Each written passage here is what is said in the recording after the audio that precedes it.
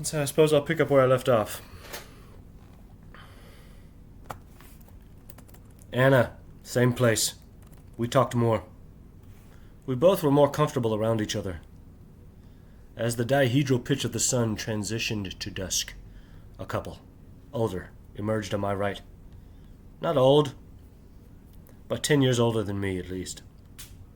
The wife asked me where I was from, which was the first I was seeing them. It seemed like they were late. Everyone else had been there over an hour already. I looked them over for only an instant before feeling safe, smiling to them both and answering, "I'm from Alabama, originally. They live in Milwaukee, Alpine Valley being their hometown venue. I went in 2019, and we all had a nice recollection of that now legendary Sunday show with the 38-minute vermilion crest. I got more songs I had never gotten before at that show than any other.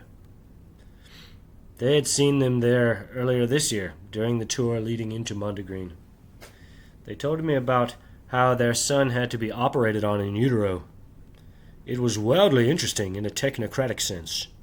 Featured in the media, a source of great strain, I have no doubt. But the boy's alive and well with one lung. A great tumor had developed, and the surgery removed it. The husband designs air filtration systems for pharmaceutical research facilities. The idea being that noxious fumes and powders are sucked out of the atmosphere before lethal amounts are accidentally inhaled. Each building offers its own nuance of problems and necessary fluctuations. He digs doing it, and thereby made me dig it. I talked to him about Alpine, how sometimes situations of reflection arise along the way, but largely it is monotony. I did tell him I was a writer, though I never mentioned Alistair to anyone during the actual festival, only before and after. Beautiful women all around me.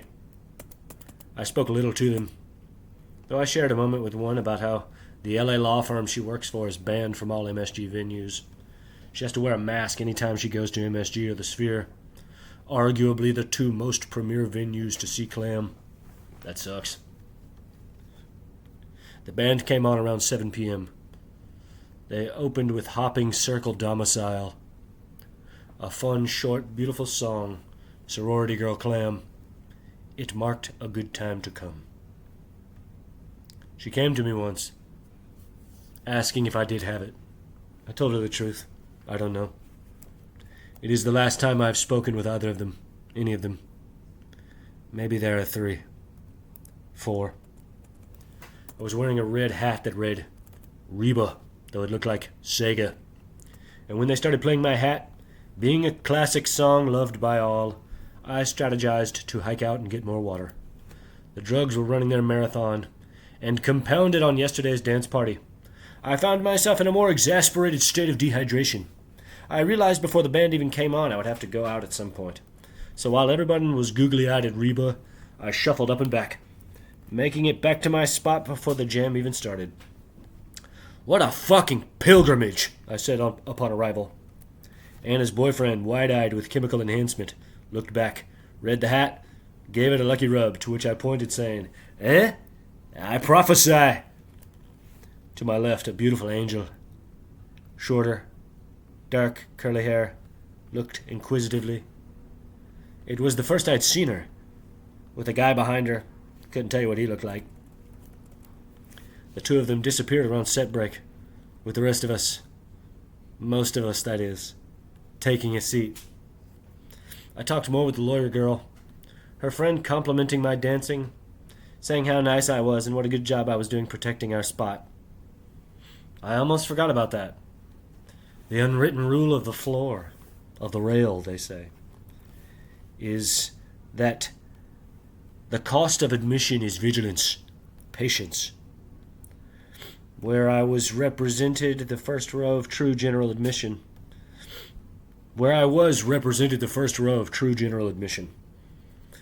And we were just as possessive. As the first set got underway, I saw this guy materialize like 2 or 3 rows ahead of us. He looks at this guy ahead of me and is like, "You guys got room for one more, right?" All aggro, looking mean at this motherfucker, to which he replied, "No, hit the fucking road, guy." Sure enough, not 3 minutes after being shuffled all the way to us, he tried to plop right between me and the people to my left. I was very calm and informed him that we had all been waiting and that he needed to keep walking. He became ostentatious, saying that he had been waiting as well, to which I replied, "Well, if that's true, then why aren't you where you were?" He sighed cartoonish in frustration before walking away. It was the first of numerous similar instances. I can remember during set break behind me there was a girl with glasses. We had a moment. I smiled and mouthed hello, and she darted her eyes anywhere else, blushing. The band came back on just as that beautiful curly-haired goddess returned. I looked to them and declared they had perfect timing. She smiled big. I kept dancing. Maybe 3 songs into the set, another fairy erupted into the air between me and Beauty. Being hot, and therefore allowed to stay, I shuffled my water bottle over to give her room. She dashed elsewhere just as fast and light as she had entered. Adopting my previous locale, I broke the ice, asking if that was a friend of hers. She smiled, nodding affirmative, perhaps with an MDMA glaze over her eye. To which I said, "She seems fun." She agreed, saying that she is, in fact, fun. I put my hand out and said, "Ethan, nice to meet you." She went straight through my hand and embraced me. "Hi," she said, "I'm Eva." After separating my face full blush, I blurted out, "You're so lovely."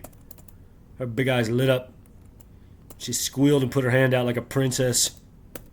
I told her never to change, as I kissed it. I would guess her guy was salty. I never met him. He tried shuffling her away from me, but she was back soon enough.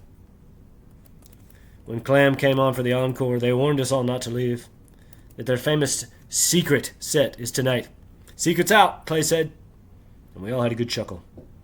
I said bye to Eva, told her she was devastating, that I was burning, but that she already knows that. I dashed away as the encore ended. Musically, it is my only misstep. I was not close for the secret set. I guess Eva made me nervous. I didn't see her again. With regards to the secret set, critically, it is their finest hour as far as histrionics. The catalog of secret ambient sets performed at these festivals over the years. Decades. Patient, wide, yet distilled, focused, as beautiful as any jam lifted from any era. It was complete. A vision of sonic texture manifested. They raised bands of projection screen ribbons which had visuals in front of the band.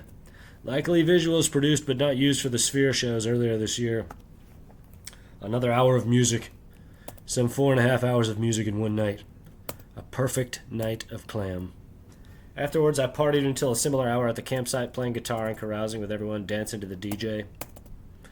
Good times. 10 a.m. I was up.